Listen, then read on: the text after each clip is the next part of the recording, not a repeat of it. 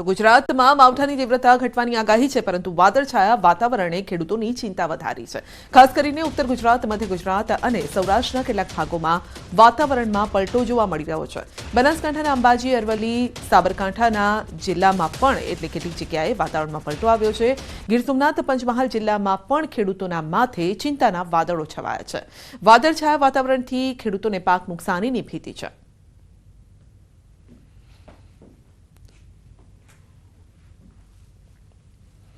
ઊંઝા માર્કેટયાર્ડમાં જીરાના ભાવમાં નોંધપાત્ર ઘટાડો થયો છે અને જેમાં છેલ્લા 10 દિવસોમાં 1 કિલોએ 15 રૂપિયા એટલે કે 20 કિલોમાં 300 રૂપિયાનો ઘટાડો જોવા મળ્યો છે।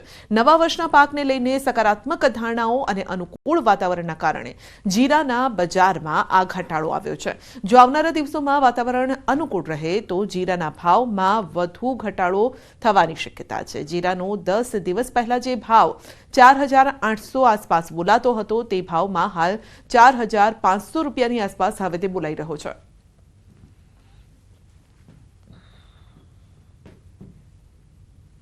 ઊંઝાની જે હાજર બજાર છે, ઊંઝા બજારની એ છેલ્લા 15 દિવસમાં 300 રૂપિયા મળે ઘટાડો જોવા મળ્યો છે। અહીંયા વડોદરા નવજીવન ગુજરાત હાઉસિંગ બોર્ડ પાસે પાણીની લાઇનનું ભંગાણ, 2 દિવસથી ભંગાણ છતાં તંત્ર દ્વારા કોઈ કામગીરી નથી કરાઈ। સમયસર કામગીરી ન કરાતા લોકોને પાણી વગર ભારે હાલાકી ભોગવવાનો વારો આવ્યો છે અને આ તરફ ભંગાણ થતા હજારો લીટર પાણીનો વેડફાટ થયો છે।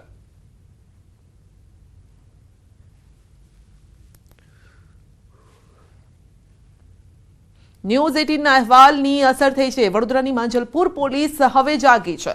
માંજલપુર પોલીસે વૃદ્ધાનું નિવેદન લીધું છે। ન્યૂઝ 18ના અહેવાલ બાદ વૃદ્ધાની વ્યથાને વાચા મળી છે। તો ફરિયાદ માટે વૃદ્ધા કલાકો સુધી મદદની આશાએ બેસી રહ્યા હતા। વૃદ્ધાની પોલીસે વ્યથા પણ નહોતી સાંભળી।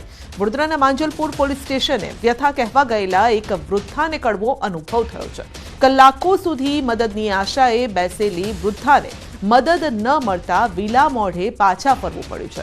તો વૃદ્ધ મહિલાને કલાકો સુધી બેસાડી રાખ્યા બાદ પોલીસે વ્યથાનો સાંભળી અને વૃદ્ધ મહિલાની આંખોમાં આંસુ છતાં પોલીસ બની હતી નિષ્ઠુર। પુત્ર અને પુત્રવધુએ માર માર્યાની ફરિયાદ લઈ વૃદ્ધા પહોંચ્યા હતા પોલીસ સ્ટેશન। ઇજાગ્રસ્ત વૃદ્ધ મહિલાની પોલીસને દયા પણ નહોતી આવી।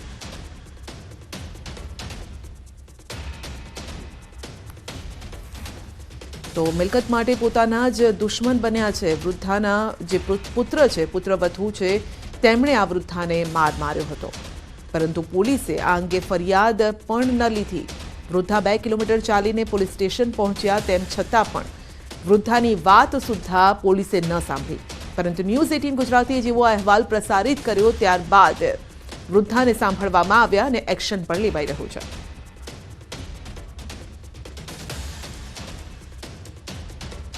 તરફ રાજ્યમાં વૃદ્ધોનું સન્માન કરવું અને વૃદ્ધોની ગરિમા જાળવવી તેવી સુફિયાની વાતો કરવામાં આવે છે, ત્યારે સંસ્કારી નગરીમાં જે ગરિમા છે તેને કલંક લગાવતી ઘટના જે છે તે સામે આવી છે।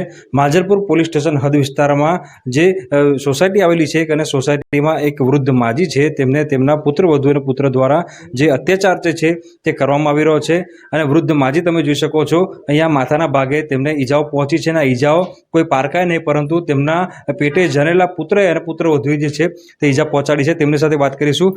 માજી, આ કેવી રીતે વાગ્યું? પથ્થર મારો। કોણ મારે? છોકરા છોકરીએ। કેમ મારે? તારો હતો દરવાજા મને પથ્થર મારે। બધું કેમ માર્યું? કેમ શું લેવા મારે? મેં તો વાના ગજે છે। મેં કીધું મારા સંદાસ મેં જાઉં આ પાણી જશે સંદાસ તો ઘરના का पेपर मैं बोलती थी संदास में नहीं जाओ देते नहीं खावा देते पथरा में भाई। એટલે કેમ મારે છે? એમને શું જોઈએ છે? એને ઘરો જવા અને એને ફરંદી છે ફાવતો નહીં। આ રસ્તો